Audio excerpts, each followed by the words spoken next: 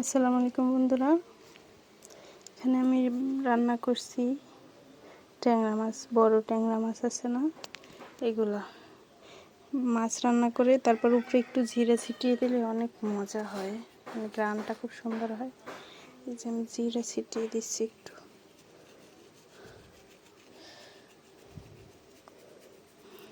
জিরা আগে ভেজে তারপর গুঁড়ি করে নিয়েছি, তারপর এখন দিয়ে দিচ্ছি।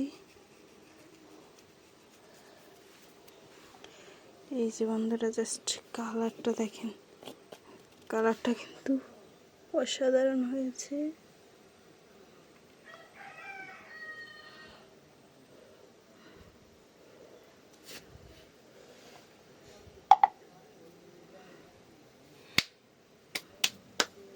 কালারটা মাশাআল্লাহ।